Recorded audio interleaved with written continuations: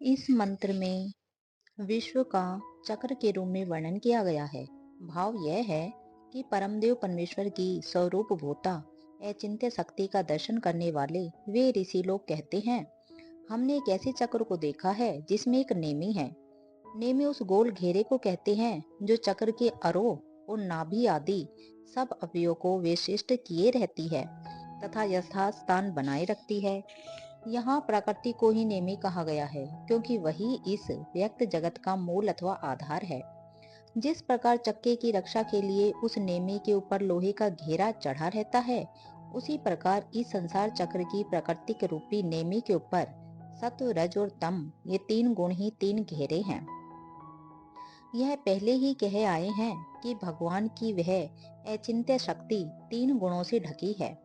जिस प्रकार चक्के की नेमी अलग अलग सिरों के जोड़ से बनती है, उसी प्रकार संसार रूप चक्र की प्राकृतिक रूप नेमी के मन, बुद्धि और अहंकार तथा आकाश, वायु, तेज, जल और पृथ्वी ये 8 सूक्ष्म तत्व और इनके ही 8 स्थूल रूप इस प्रकार 16 सिरे हैं।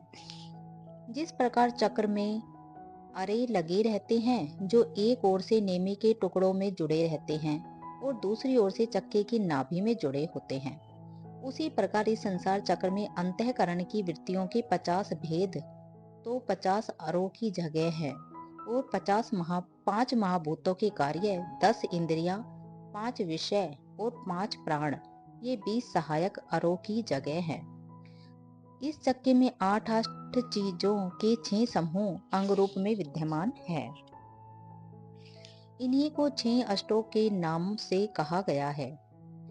जीवों को इस चक्र में बांधकर रखने वाली अनेक रूपों में प्रकट आसक्ति रूपी एक फांसी है।